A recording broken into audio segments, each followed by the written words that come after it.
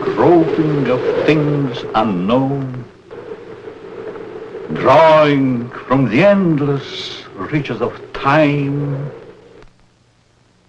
brings to light many startling things. Startling because they seem new, sudden. But most are not new to the signs of the ages.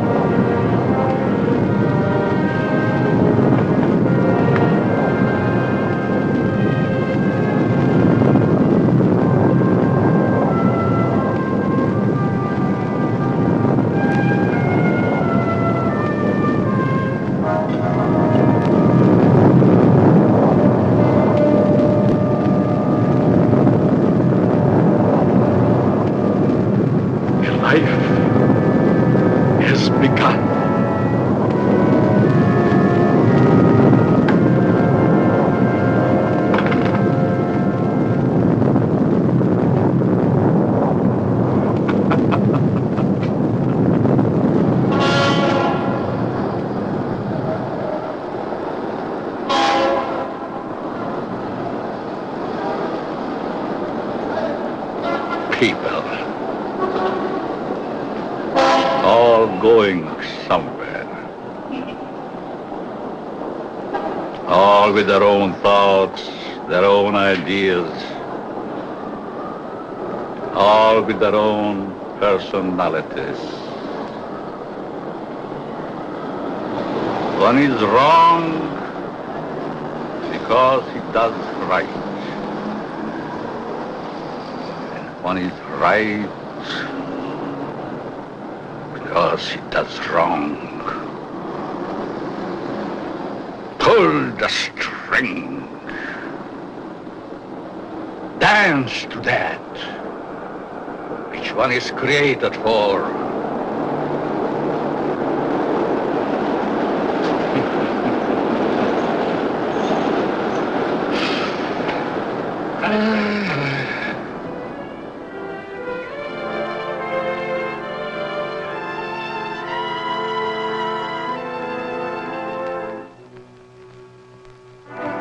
A new day is begun.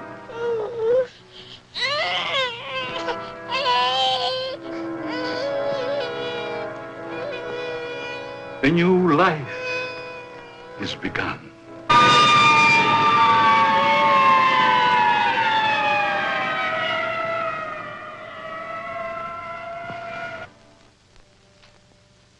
A life is ended.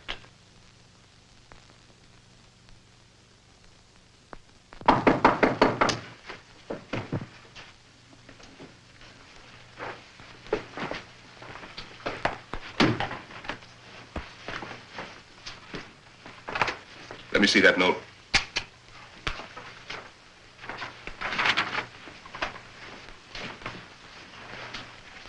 The records will tell the story. I was put in jail recently. Why? Because I, a man, was caught on the street wearing women's clothing. This was my 4th arrest for the same act. In life, I must continue wearing them. Therefore, it would only be a matter of time until my next arrest. This is the only way. Let my body rest in death forever in the things I cannot wear in life.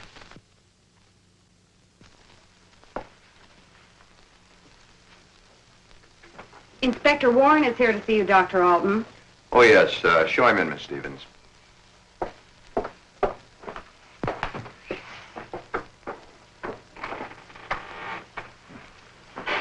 Inspector? Doctor? Sit down. Thank you.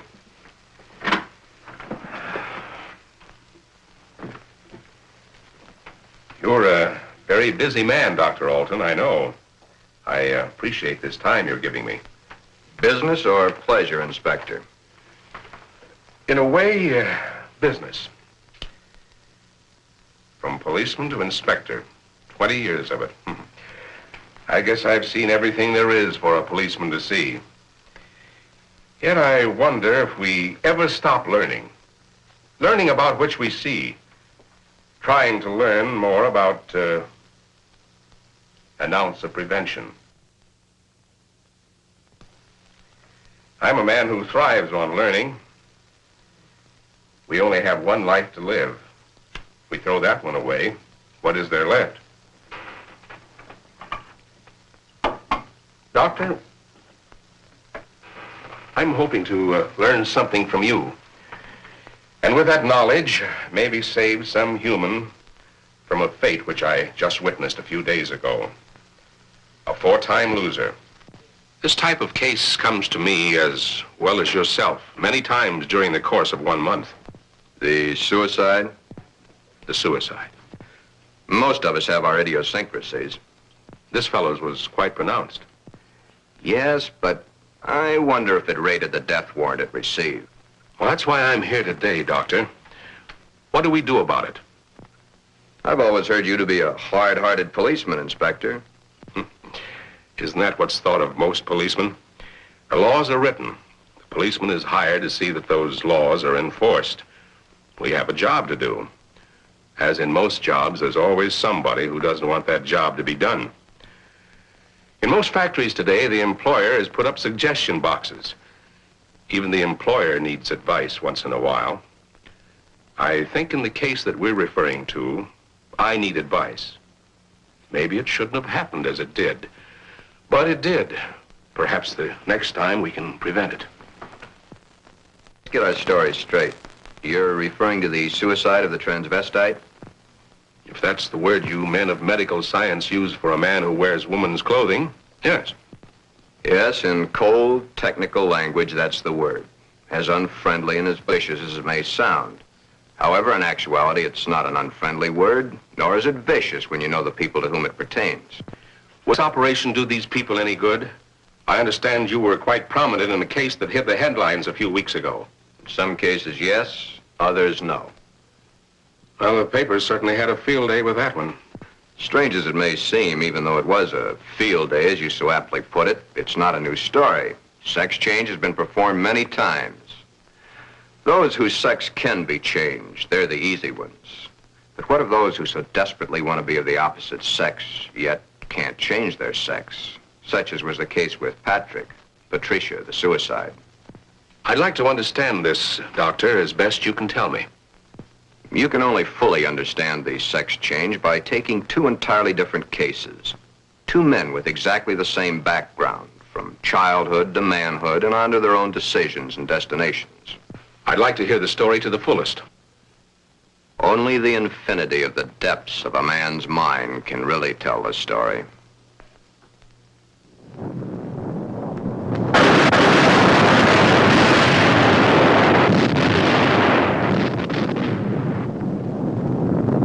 Dr. Alton. A young man, though he is, speaks the words of the All-Wise. No one can really tell the story. Mistakes are made. But there is no mistaking the thoughts in a man's mind. The story is begun.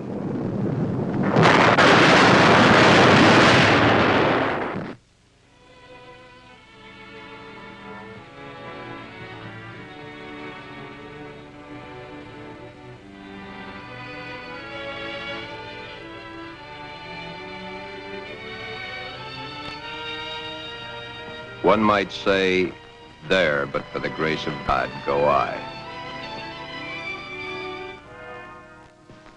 Why is the modern world shocked by this headline? Why? Once, not so very long ago, the people of the world were saying, airplanes, huh. Why, it's against the Creator's will. If the Creator wanted us to fly, he'd have given us wings. but we fly. Maybe some of you may still remember an even sillier remark. Automobiles? Bah. They scare the hosses. If the Creator had meant for us to roll around the countryside, we'd have been born with wheels. Silly? Certainly. We were not born with wings. We were not born with wheels. But in the modern world of today, it's an accepted fact that we must have them. So we have corrected that which nature has not given us. Strangely enough, nature has given us all these things. We just had to learn how to put nature's elements together for our use, that's all. Yet, the world is shocked by a sex change. If the Creator had wanted us to fly, he'd have given us wings. If the Creator had meant us to roll around the countryside, we'd have been born with wheels. If the Creator had meant us to be boys, we certainly would have been born boys. If the Creator had meant us to be born girls, we certainly would have been born girls. Are we sure? Nature makes mistakes. It's proven every day. This person is a transvestite, a man who is more comfortable wearing girls' clothes. The term transvestite is the name given by medical science to those persons who wear the clothing of the opposite sex. Many a transvestite actually wishes to be the opposite sex. The title of this can only be labeled Behind Locked Doors. Give this man satin undies, a dress, a sweater, and a skirt, or even the lounging outfit he has on, and he's the happiest individual in the world. He can work better, think better, he can play better, and he can be more of a credit to his community and his government because he is happy. These things are his comfort. But why the wig and makeup? He dares to enter the street dressed in the clothes he so much desires to wear, but only if he really appears female. The long hair, the makeup, the clothing, the actual contours of a girl. Most transvestites do not want to change their life, their bodies. Many of them simply want to change the clothing they wear to that is worn by the opposite sex. Glen is engaged to be married to Barbara, a lovely, intelligent girl. Those fingernails have got to go. You know, I didn't realize they're as long as they are. My goodness, they're almost as long as mine. Maybe even prettier. We'll have to paint them sometime just for the fun of it. We'll trim them. That's for sure. You know, honey, you've invited me to dinner so many times in the last couple of months. It's almost like we're married already. I wish we were, darling. It's been a long year. For both of us. But now, my studies are through, college is concluded, and I'm free at last. Free? For the time being. Huh? Oh. How about joining me for an after-dinner drink? The living room? Mm-hmm.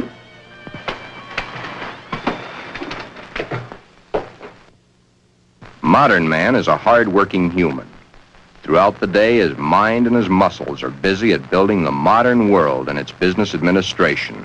His clothing is rough, coarse, starched, according to the specifications of his accepted job. At home, what does modern man have to look forward to for his body comfort? The things provided for his home, a wool or flannel robe, his feet encased in the same thick, tight-fitting leather that his shoes are made of. These are the things provided for his home comfort.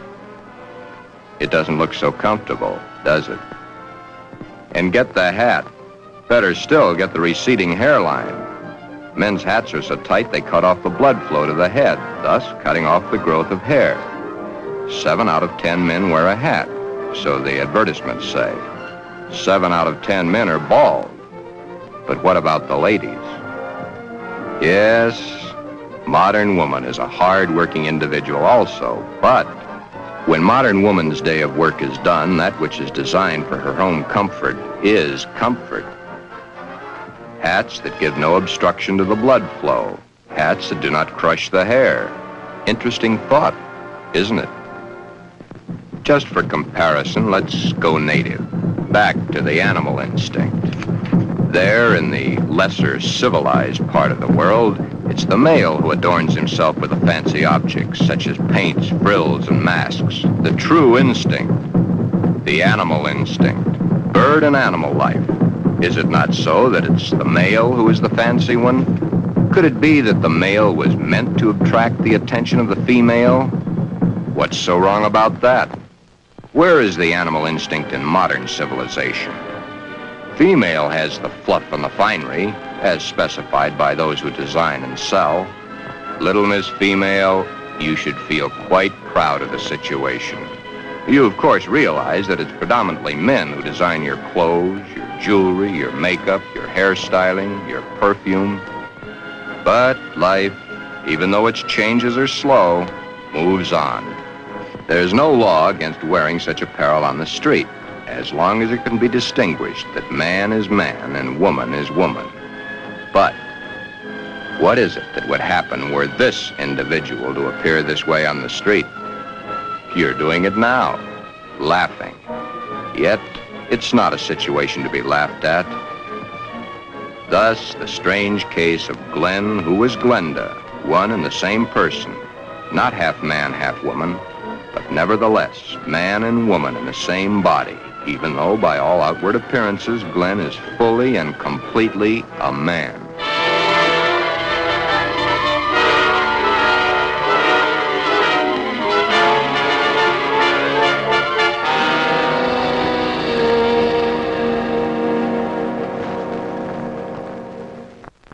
Sister, let me borrow her dress. You want to borrow your sister's dress? What for? I want to wear it to the Halloween party. There are names for boys who go around wearing girls' clothes. Oh, don't be silly, darling. You go ahead and wear your sister's dress, Glen. You always did look much better as a girl than you do as a man. Glen did wear the dress to the Halloween party. He even took first prize.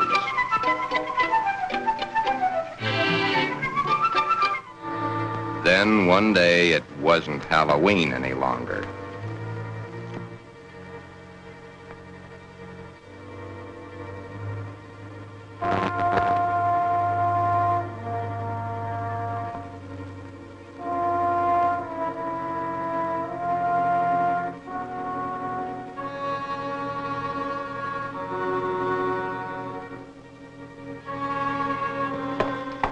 I wish I had the sight into such things to be able to advise you, Sheila. Maybe if you took the problem to a doctor. It's Glen that needs the doctor.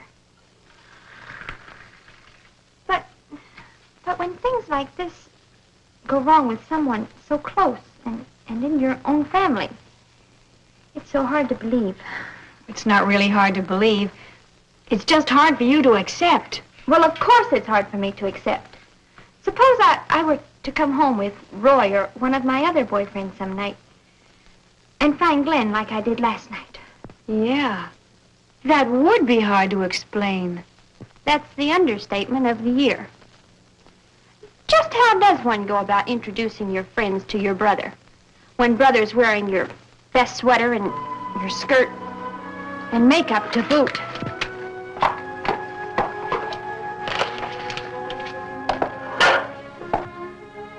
Glen is a transvestite, but he is not a homosexual.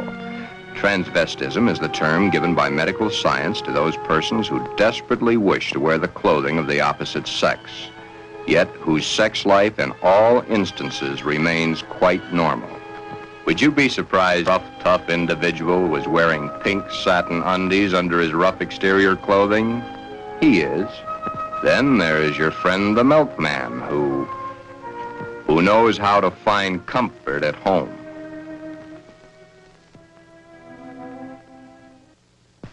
I can't stand it any longer.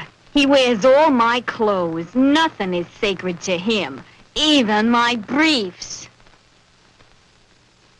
He He has every one of my sweaters stretched out of shape. Of course, he has always replaced them. But then, they didn't last long either.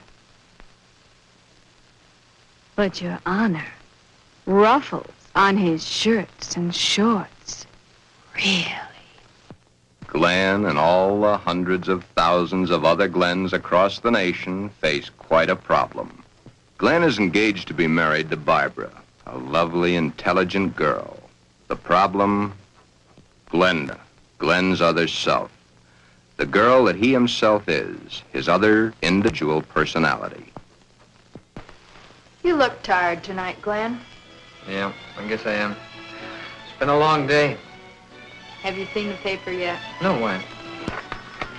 Isn't that a strange case?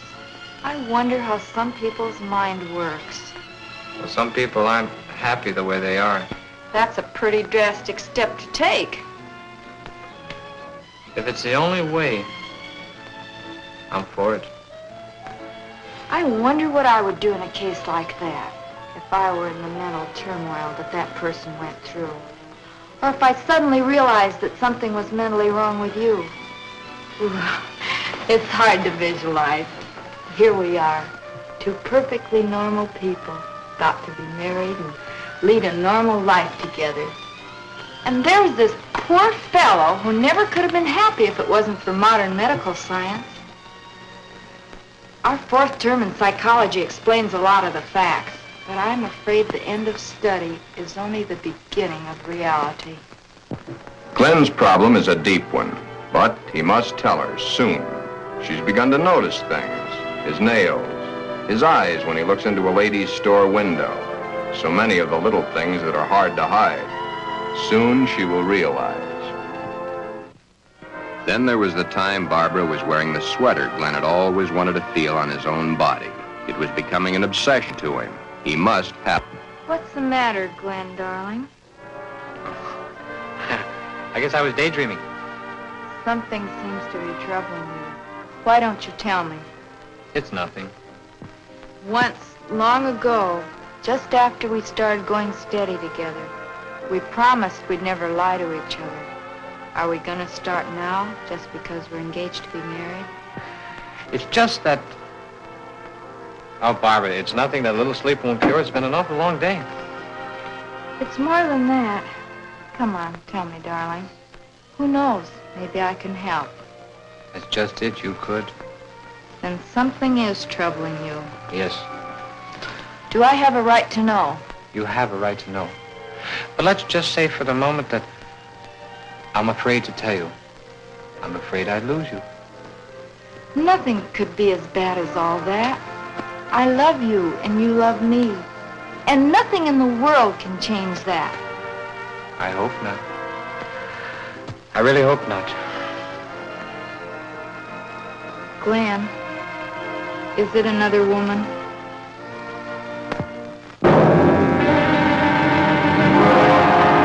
Hold the string!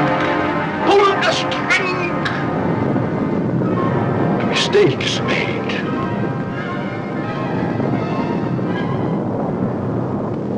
A story must be told. Always the same. He's not had the nerve to tell her. But he must soon come to some conclusion or forget the marriage. Should he tell Barbara of his Glenda now, before the wedding, or hit her between the eyes with it after, when it might be too late for either of them? The world is a strange place to live in. All those cars, all going someplace, all carrying humans which are carrying out their lives. The world is shocked by a person who changed his sex. Glenda is shocked also, but by another reason. Someone like her had the nerve to do something factual about their situation. There are so many problems for Glen and all the other Glens. Perhaps the fear of discovery of the underthings they wear beneath their regular outer clothing, or that which they wear during their nightly visit to Morpheus, god of sleep. Thank you very much, and I'm sure she's going to enjoy it very much. If you want to return it, be sure that you bring the sales slip.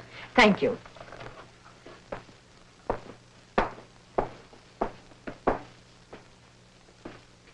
Can I help you, sir? Yeah. Let me see a 90. Oh, well, what size? 12. The color and the material?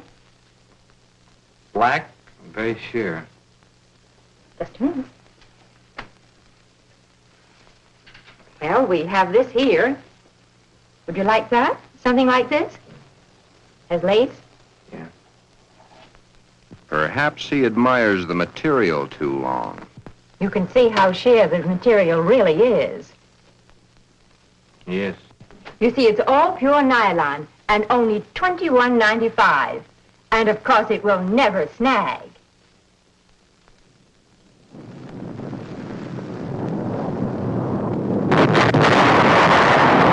But Glen and Glenda and all the Glens and Glendas have an even bigger problem. Hi, Joe. Hiya, Jack. Monday again. You know, I think Monday is about the worst day of the week. A perfectly wonderful weekend, then back to the sweatshops. Too bad we was born to work. Say, did you read about the guy that hangs to a girl? Says he was perfectly normal, too. How can a guy be normal and go and do a thing like that to himself? All the same, it must take a lot of guts to pull a stunt like that. That's a problem I don't ever intend to face. Maybe it's a problem we should all face. I don't get you. Just think of the unhappy life. The miserable time this world of ours must have given that poor guy. I still don't get you. Now, here is a guy who wanted to be a girl. Supposing there had been no way to change. You sound as if you're really head up on this thing. I guess I am. Do you realize what would happen if every man in the country that wanted to wear women's clothes or felt like a woman went to their doctors and wanted to change? Of course. That's why I say perhaps society should be a little bit more lenient with them. Maybe society should try to understand them as human beings. Another day done. Thank goodness. See you tomorrow, Jack.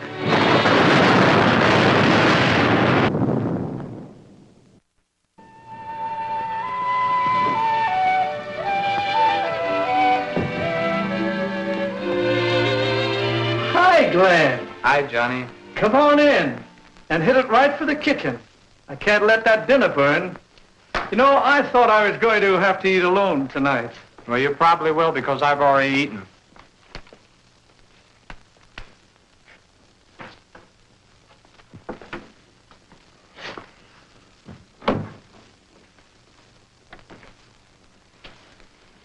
What's up?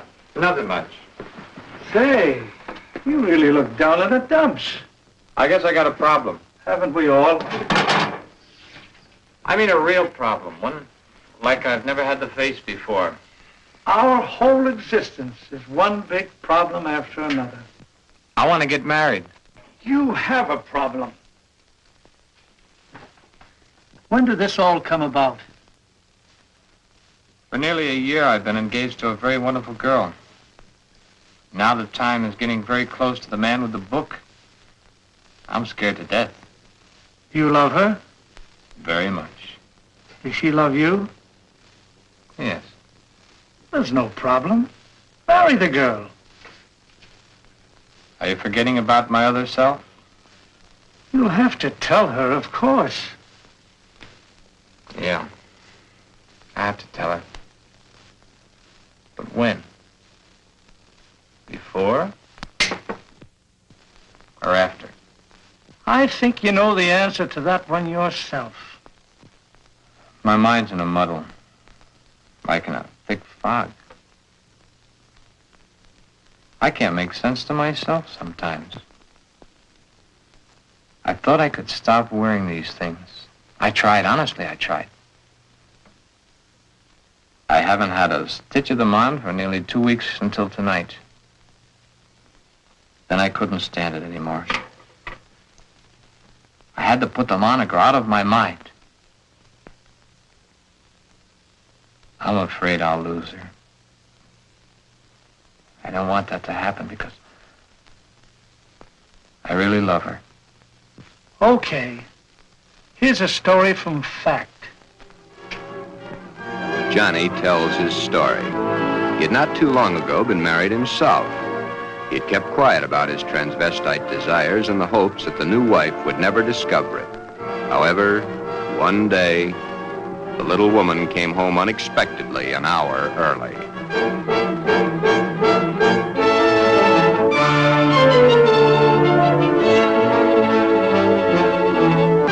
That marriage ended here. Will your problem be like mine? Most probably it will. Because her love hasn't been built up for such a thing. She, your wife, she will not have been taught enough about the problems to cope with it. Glenda must now make her decision, or forever forget the marriage to Barbara. Glenda should consult a competent psychiatrist, but then very few transvestites wish to change their strange desires. This is their life. To take it away from them might do as great a harm as taking away an arm or a leg, or life itself. Many even carry their transvestite desires to the grave with them. Yes, it is a problem. But Glenda, remember back almost a year ago when Glen and Barbara accepted each other? Okay. That's the sixth time you've said goodnight. I guess it is. Look. Come on over here a minute. What is it? Never mind, just sit down.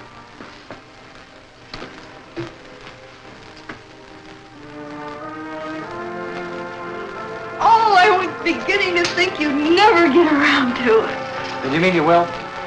What do you think?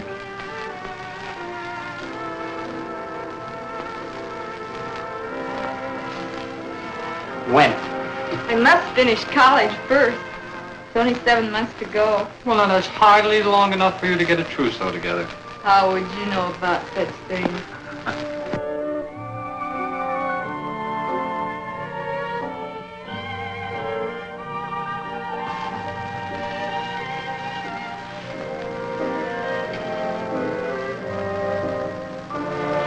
Glen, what's the matter? Huh? All of a sudden, you seem 1,000 miles off. Yes, I guess I was, huh? That's a mighty pretty dress you're wearing tonight. I wear my best to please you. You know, when you look at me, you just tie me in knots. I love to tie you in knots. Oh, I'll be so happy when these next few months are over. Some special reason? Of course. So you can stop kissing me goodbye at the door every night. Yes? So you can hold me close to you always. Yes? Then all you'll have to do is call and close your eyes to feel my lips on yours.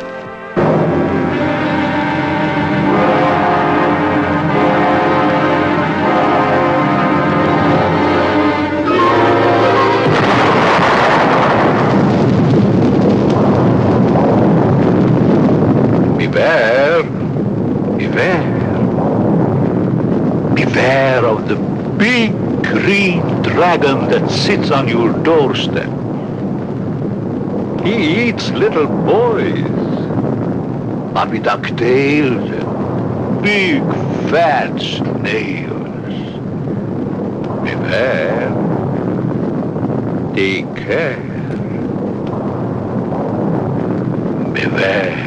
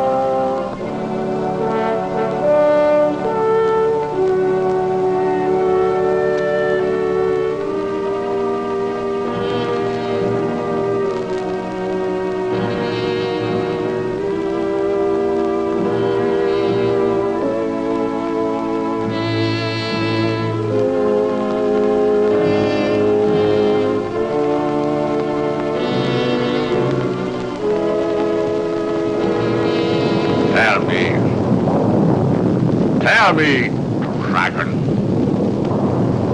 do you eat little boys? Puppy duck tails and big fat snails?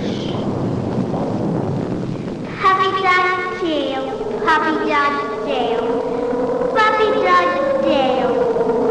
Everything nice, everything nice. Ha, ha, ha, puppy dog tail.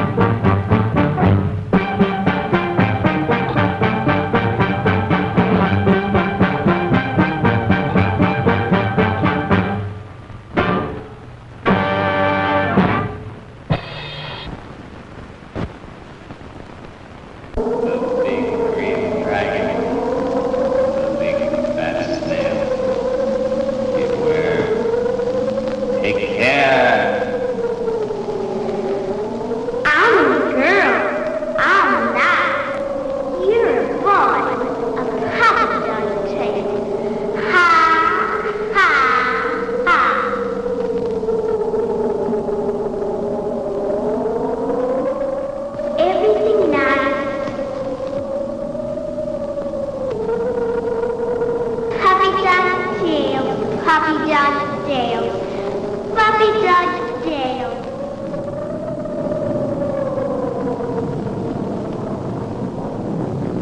I'm a girl.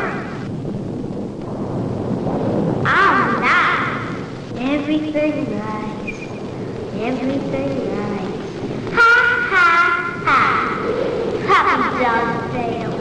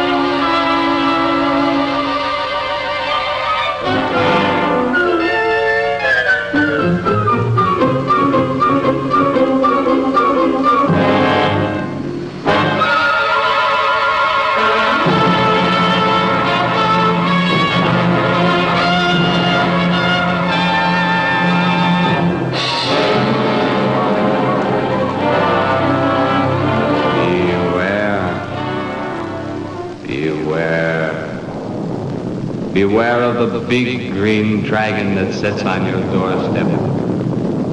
He eats little boys, puppy dog tails, and big fat snails. Beware, take care. Beware.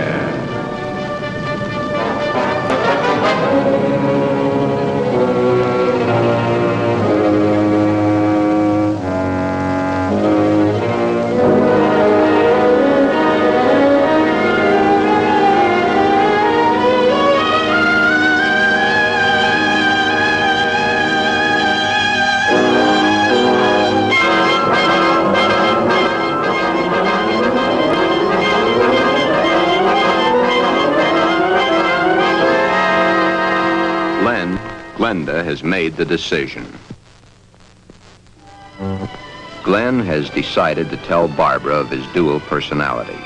To tell her of the nighties and negligees, the sweaters and skirts, the robes and dresses, the stockings and the high-heeled shoes, the wig and the makeup. All that goes to make Glen into Glenda. He tells Barbara he cannot cheat her of the knowledge that she, as his fiancée, should possess. All the facts. He tells her softly, hurriedly at first, then slowly as he becomes more technical. His hands move to caress the smooth material of her Angora sweater, which he has so long and so desperately wanted to put on his own body. He tells of this to her, and she looks to the sweater and to his hand. Then, when it is all over and that much of the story he knows is told, Barbara is not sure of her own thoughts. That's about it, darling. I wanted to tell you for a long, long time, but just couldn't bring myself to do it. I've been too much afraid of losing you.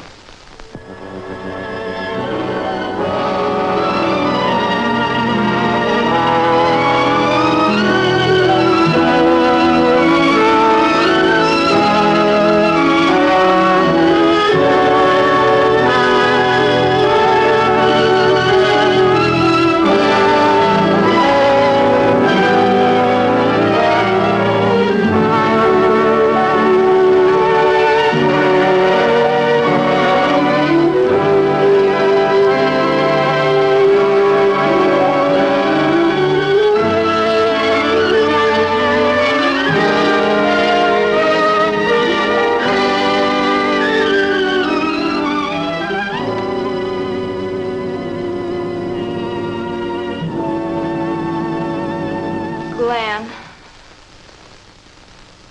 I don't fully understand this, but maybe together we can work it out.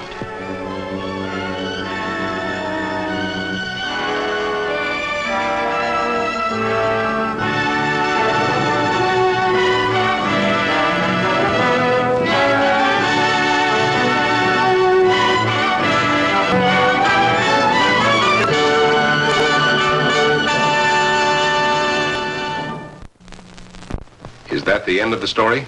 Not quite. I'll get back to it in a minute. Glen's case is really the lesser advanced type cases. The second case is an extremely advanced one. However, I'll get to that in a moment. First, you must realize that each transvestite the world over has his own particular problem. Each case must be handled individually according to the person, his past life, and his problem. And he isn't a hermaphrodite? No more than he's a pseudo-hermaphrodite. Glen's case was entirely of his mind, brought on by the environment of his early youth. What about their children, Doctor? Would their children become the same way their father is? No. Transvestism is not hereditary. Well, what makes these men want to wear girls' clothes? Many things. But as I've said before, it usually starts in early childhood from one cause or another. Technically, each case has the same beginning, just a different set of circumstances. Are any of them actually cured? Oh, yes, many of them. Once the source of supply is found, it can be stopped, unless the patient refuses to cut off that source of supply. Then the way I get it, this Glen and the character he created, much as an author creates a character in a book, was invented as a love object to take the place of the love he never received in his early youth through lack of it from his parents. The character was created and dressed and lives the life the author designs for him to live, and dies only when the author wants him to die. Correct. Except that for the character Glenda to die, the elements must be right. But to enlighten you a little further, there's the second story, that of an extremely advanced case. Let's call this person Alan, Ann. Alan had a mother who wanted a little girl. The father didn't care much one way or the other. Alan did not enter the competitive sports that the other boys of the school did. However, he was an extremely studious boy and always had above-average marks in his subjects. Yet sports, girls' sports, he always was interested in. But he was rejected by the girls and also rejected by the boys. It seems he belonged to neither of them. After school, Alan would go home to find the mother who had always wanted a girl and the father who didn't care one way or the other. He enjoyed doing the woman's work around the house. Alan was becoming a woman and didn't realize it. A woman in mind only, but the mind rules. Then came the fateful year of 1941. Alan was drafted. He was accepted. In the Army, he successfully passed his vigorous training. He did not like it, but then there were the weekends for his particular diversions. On his weekend passes, he would go to the nearest town where he had a suitcase checked in a public locker. In the suitcase, he had the things he loved to wear, that which made his body appear to be what his mind believed it was. Then the day of embarkation came. But wherever Alan went, the suitcase was sure to go.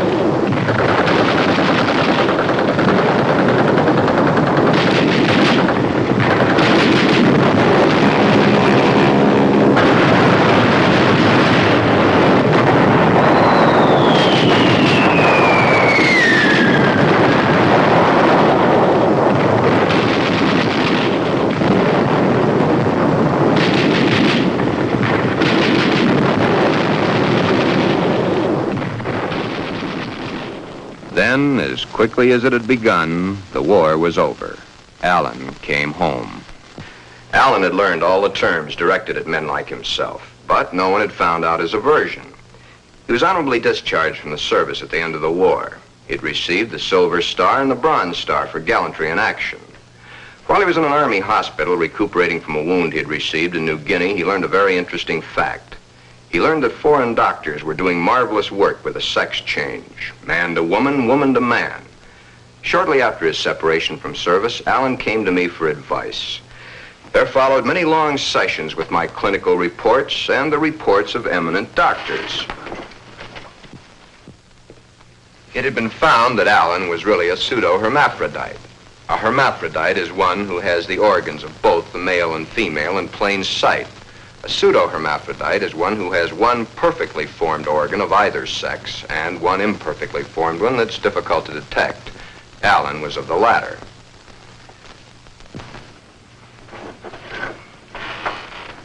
Alan was then given his choice. That which nature had given him was a mistake. It was up to us to correct that mistake one way or the other. Alan had to decide whether he wanted to become a man or she wanted to become a woman. Both were completely possible. Small boned, fair of complexion, his hair thin like a woman's, his body slim, hips slightly girlish. It was easy to see his decision, along with the fact that he had been brought up from early childhood to believe that a woman was the thing to be. Alan decided to become a woman. This, after all the help I could give him, was only the beginning. During the following 2 years, he was to go through the tortures of the damned. But never was there a whimper from him, because he knew that at the end of it all, he would at last be that which he had always dreamed. Hundreds of hormone shots were injected into various parts of his body. Alan's face was worked on with plastic surgery to smooth out the female elements. Long, tedious hours of work. The big day, or the starting of many big days, for it was to take many. The series of operations are performed slowly and at intervals to prevent any unnecessary shock to the nervous system. Still, the hormone shots continue, day after day, week after week, month after month. And even then, when the operation is over, the sex is changed, the shots must continue as long as Alan lives.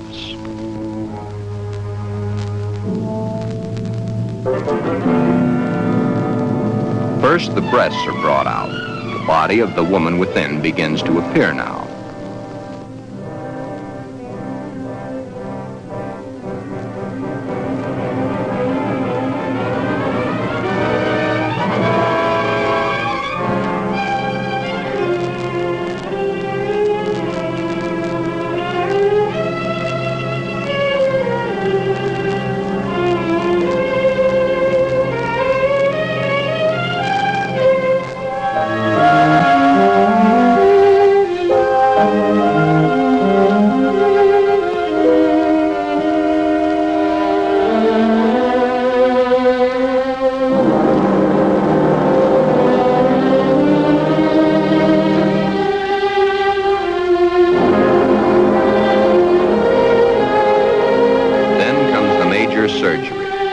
the removal of the man and the formation of the woman.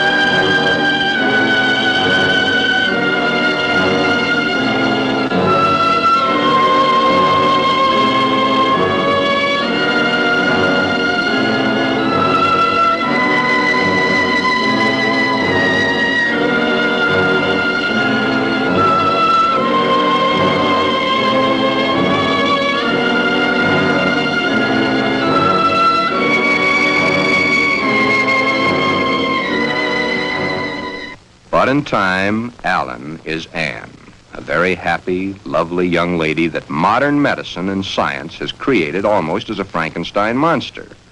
The newspapers heard of it and hit the story with their usual fullness. If the newspapers had not gotten hold of the story, it would have gone untold, unnoticed as so many others in medical history. The sex change has been performed hundreds of times. However, right here in this particular sex switch, it's not the end. Acting the woman and being the woman are two entirely different things. Alan had all his life acted the part of the woman. Now he is that woman and must learn how it's done.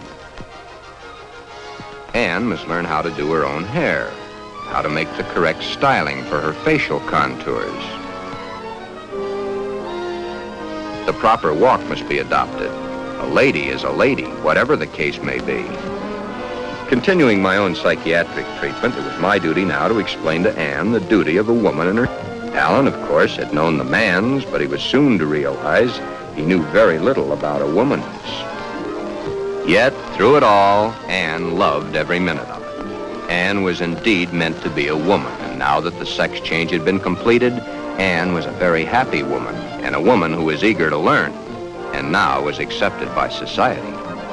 A woman born at the age of 24, in a world that for 24 years she had seen as a man, but a woman who now would, and was properly instructed in how to accept, a woman's world. Thus, this case, which has a happy ending, is due entirely to the corrections made by medical science. I've had several such cases. In fact, in my 20 years of practice, I've been prominent in 7. However, my colleagues have had hundreds. Then you believe that the Glen of the first story should have the sex change? In Glen's case, no. No, indeed. Glen would never be happy with a sex change. The Alan of your story ended happy? I'll tell it to you exactly as I told it to them. Shortly after Glen told Barbara of his love for girls' clothing, he started treatments with me. On the last treatment, both he and Barbara came to me. I told them the same story of Alan, Anne, as I've told it to you, Inspector. Anne was a pseudo-hermaphrodite. Even though one of the sexes was imperfect, she had the organs and the characteristics of both the male and female. Glen's case is an entirely different type of case. Remember I said, no matter what the case, it's a different thing. A new problem to be looked into, then solved. A new challenge to the psychoanalysis. Glen's body holds only one sex, that of the male. In all our talks, I've learned these pertinent facts. Glen's father had no love for his son. His father wanted Glen to be a football hero or a baseball player so that he could brag to his cronies down at the corner saloon as his cronies bragged to him about their own sons. Thus, the ruse of Glen's fictitious character. He invented it when he could find no love from his mother and no love from his father. His mother had hated her own father. Glen reminded her of her father. Therefore, she gave all her affection, love, and attention to her daughter.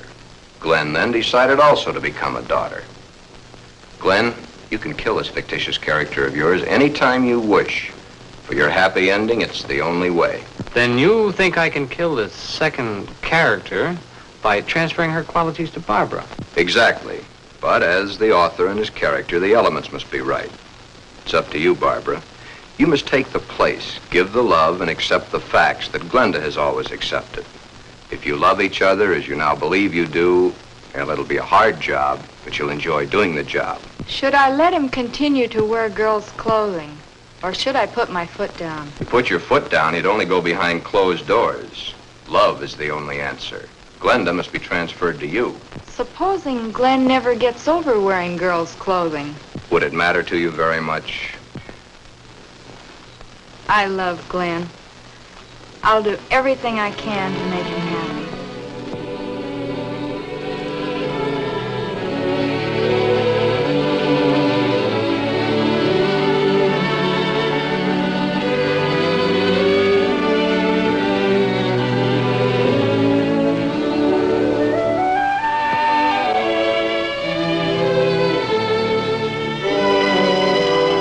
The end is only the beginning. Time passes. Soon, due to a happily married life, the remembrance of the psychiatric treatments, and Barbara's love and understanding, Glenda begins to disappear forever from Glen. Glen has found his mother, his little sister, his wife, and his Glenda, all in one lovely package. Thus, Glen's case has a happy conclusion. Therefore, two entirely different cases, handled in two entirely different ways, have a happy ending. Yeah, those two.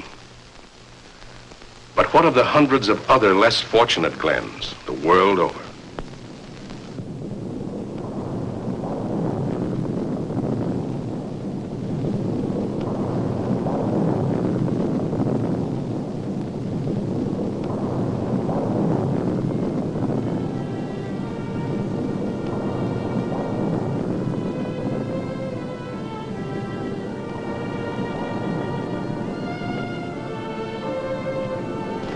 Yes. But what of the others? Less fortunate Glens, the world over.